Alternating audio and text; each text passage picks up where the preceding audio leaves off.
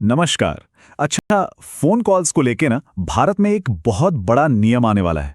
एक ऐसा नियम जो हम सब की रोज की एक बड़ी परेशानी को शायद हमेशा के लिए खत्म कर दे। तो आखिर ये बदलाव है क्या और ये काम कैसे करेगा? चलिए इसी के बारे में बात करते हैं। तो सबसे पहले बात करते हैं उस प्रॉब्लम की जो सच में हम सब के लिए एक सिरदर्द बन चुकी है। हाँ, मैं बात कर रहा हूं अननोन नंबर से आने वाली कॉल्स की। सोचिए, आपका फोन बजता है, स्क्रीन पर एक अनजान नंबर चमक रहा है और दिमाग में तुरंत वही सवाल आता है, यार ये कॉल उठाऊं या ना उठाऊं, है ना? ये हम सबके साथ होता है। और कई बार तो यही अनजान कॉल स्पैम या फिर किसी खतरनाक फ्रॉड का रास्ता बन जाती है। और देखिए, ये कोई छोटी मोटी बात नहीं है, ये एक बहुत बड़ा नेटवर्क है। इन्हीं अनजान कॉल्स के पीछे ना बड़े बड़े साइबर क्रिमिनल्स छिपे होते हैं, जो बस मौके की तलाश में रहते हैं कि किसे अपना शिकार बनाया जाए। तो जाहिर है एक मजबूत सोल्यूशन की जरूरत तो थी ही। तो अच्छी खबर यह है कि अब इस प्रॉब्लम से निपटने के लिए सरकार एक बहुत ही नया और कह सकते हैं सीधा साधा सा समाधान लेकर आ रही है। और समाधान क्या है? बड़ा सिंपल है। अब जब भी कोई कॉल आएगी ना, तो सिर्फ नंबर नहीं चमकेगा, बल्कि कॉल करने वाले का असली नाम भी आपकी स्क्रीन पर दिखाई देगा। सोचिए, ये वाकई एक गेम चेंजिंग बदलाव है। तो ये फैसला लिया है दूरसंचार विभाग, मतलब कि डिपार्टमेंट ऑफ टेलीकम्युनिकेशंस में। और मजे की बात यह है कि इसे लागू करने का काम भी शुरू हो गया है। सबसे पहले इसकी शुरुआत हो रही है बिहार से, जनवरी के आखिरी हफ्ते में। ओके, तो अब मन में भी ये सवाल आ रहा होगा कि भाई ये सिस्टम काम कैसे करेगा, मतलब कॉलर का नाम आखिर आएगा कहां से? चलिए इसी को समझते हैं। तो देखिए, बदलाव बहुत ही सीधा सा है।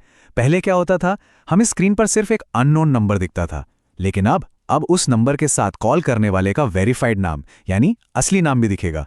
सुनने में ये भले ही छोटा सा चेंज लगे, पर यकीन मानिए इसका असर बहुत बड़ा होने वाला है। तो सवाल था कि ये नाम आएगा कहां से? तो सुनिए, ये वही नाम होगा जो आपने सिम कार्ड खरीदते समय अपने केवाईसी डॉक्यूमेंट्स में दिया था, जैसे कि आपका आधार कार्ड या वोटर आईडी। इसका सीधा सा मतलब है कि एक ऑफिशियल वेरीफाइड नाम होगा, कोई भी फेक या मनगढ़ंत नाम नहीं। और इस पूरे बदलाव का जो सबसे बड़ा मकसद है ना, वो है ऑनलाइन और फोन के जरिए होने वाले फ्रॉड पर लगाम लगाना। तो फायदे क्या क्या हैं? फायदे एकदम साफ हैं। पहला, आप अनजान कॉल करने वालों को तुरंत पहचान लेंगे।